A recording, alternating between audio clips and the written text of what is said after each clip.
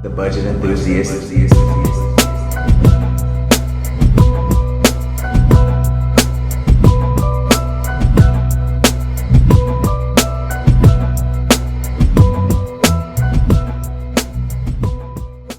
Hey, what's up, y'all? It's your boy, the budget enthusiast, and today we're gonna talk about Sonic the Hedgehog 2. Man, okay, so as a kid growing up, I didn't own a Genesis. I had an SNES at the time. So I had friends who had a Genesis. And I remember the first time I played Sonic the Hedgehog, it was great. It was a fantastic alternative to Mario. I had played like every Mario game up to that point. First time I played Sonic, I was like, yo, this dude is dope. And I remember falling in love with Sonic then. I used to play my homeboy's Genesis all the time for Sonic. I beat Sonic 1, 2, Sonic and Knuckles. I beat all of the Sonics that I had access to at the time. And Sonic just has been a part of video games and pop culture for a very long time. And I am so glad to see that he gets treated correctly here. The first Sonic the Hedgehog movie was fantastic to me. I've watched this thing like 1,000 times. I showed my family this movie. I recommend it to some friends. I recommend it to anybody who wants to hear about how great the first Sonic the Hedgehog is. It's funny. It's heartwarming. Sonic looks appropriate. Like everything, his powers were cool. Everything was great. Oh, and Jim Carrey as Dr. Robotnik / Eggman is like, I know it's Jim Carrey playing, it's like Jim Carrey being Jim Carrey cosplaying as Dr. Robotnik, but dude, he's so funny. Like he's like over the top ridiculous, and that's what we need. We need something to laugh at these days. Everything's so serious or political, and everybody needs to be identified in movies, and it's just a bunch of garbage these days. So to come along, to have Sonic just shine through and let us have fun again, it's something special. So this particular sequel picks up pretty much how the way the first one left off, and you're just picking up with Sonic some years later, maybe a year or two later, and he's back in Green Hills and doing this thing. He's actually a superhero at this point. So what he thinks is a superhero. You'll see this in the trailer. He's trying to go around and save people. Like he'll run from Green Hills to wherever he needs, somebody needs help, and he'll help them.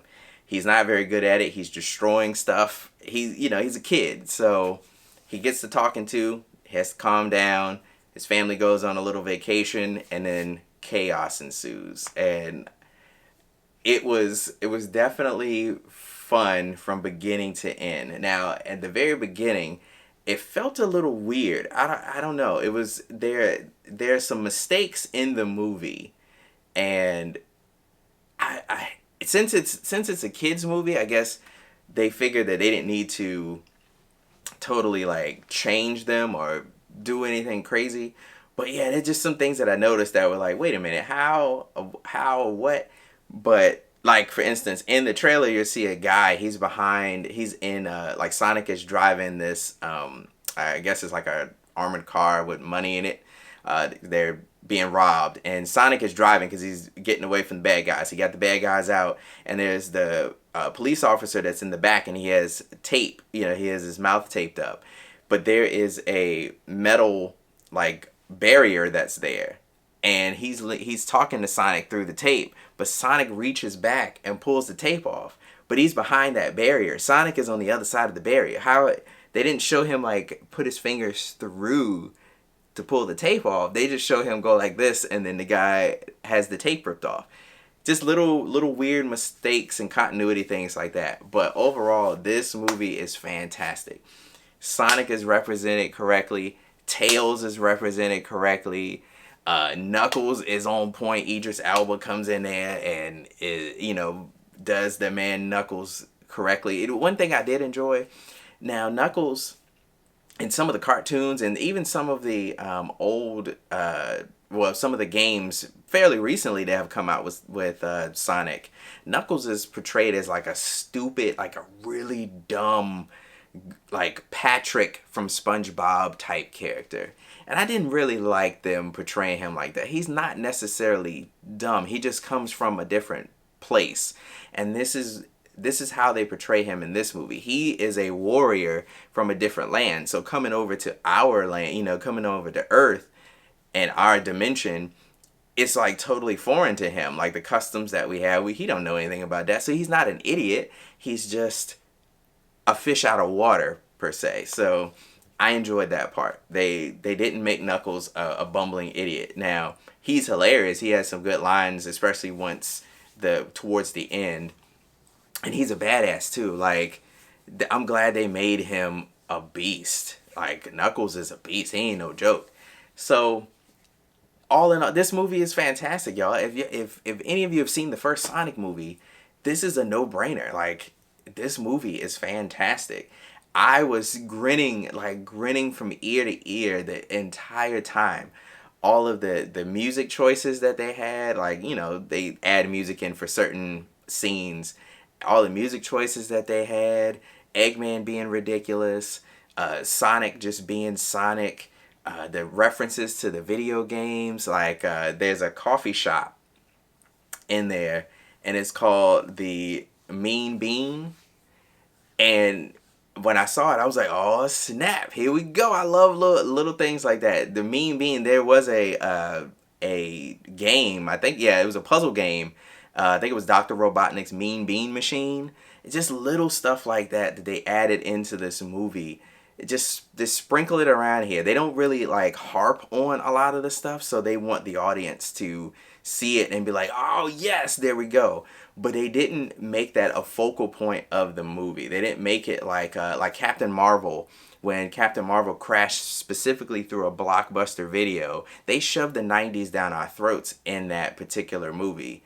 And it got old after a while. Sonic, they know that it's Sonic. You know he's based on a video game, so there will be some references in there, and people who know will know. If you don't know, these things will pass you by, and I appreciate that. They don't try to shove any of this stuff down your throat.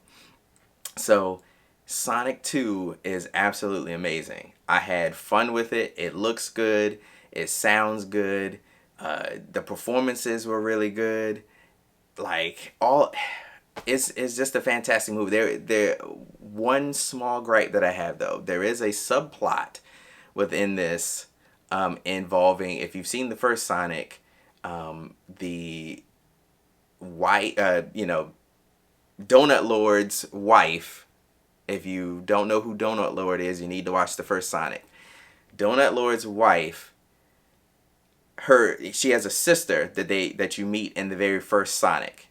And this one, they have a subplot with her in this particular movie. Now, I see why they did it, but at the same time, a lot of it could have been chopped out, and we would have been fine. We would have got the same result. But there were some heartwarming moments within that subplot, but, it could have been cut, and I would have still felt like this movie was fantastic. But it's in there. That's, it's maybe about 15 minutes within it, but there's some action and stuff that happens within that subplot. So I guess in all, it's not too bad. But it could have been cut. But everything else about this movie is fantastic. And the very end, the climax, the last, Act 3, you kind of see what's about to happen. They build up to a moment. And when that moment happens, I was so hype because it's things that I have seen in the games, and they actually portrayed him the correct way, like his powers. This is the type of crap that he does in the game. That's all. You know what? That's all I want. I want you to stay true to what brought you to the dance. So if a character acts a certain way, it gets people behind him. When it comes to making other media about this character, don't change what makes them popular. They did not change anything about Sonic that made him popular. He still has an attitude. He still likes his chili dogs. He's still the fastest thing alive. And he still has friends like Tails. He meets Tails. And Tails is just like Tails would be in the games. They did an excellent job. And I hate to have to keep harping on this, but that's what happens today. They just change everything for the sake of pushing a message or whatever they're trying to do. These characters are popular for a reason, and not the reasons why, that you changed them to be. They're popular for what they have been all of this time. So they kept Sonic true, they kept Tails and Knuckles true, even Eggman, for goodness sake. Eggman is a little bit more over the top than in the cartoons. And actually Eggman, his reasons for doing what he's doing in the games, you could actually feel bad for the dude. But anyway, this Eggman is hilarious. They have a lot of references to stuff in the games. And even a few things from the cartoon series that was voiced by Jaleel White, aka Steve Urkel, back in the day. It was fantastic, man. I can't say anything else great about it. It was fantastic. So go check it out. If you haven't seen it, if you haven't seen the first one, please check out the first one. It should be available on multiple streaming services. And hey, if you're a good friend of mine, bruh, I got it right here behind me in 4K. You can borrow the first Sonic and enjoy it because it is amazing. So go see Sonic 2. Show some support to my man Sonic and his crew and Donut Lord. Like, it's a fantastic movie. Take the kids, take the family. It's fun for everybody, man. This movie is fantastic. So the Budget Enthusiast gives it 2 thumbs up. Couldn't ask for anything better. So look, y'all take it easy out there. Peace. The Budget Enthusiast.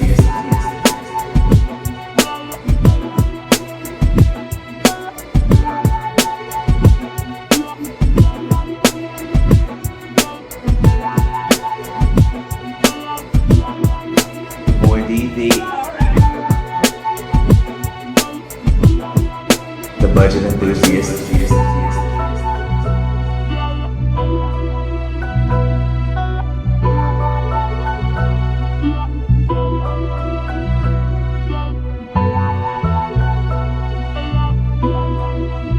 DV. The Budget Enthusiast.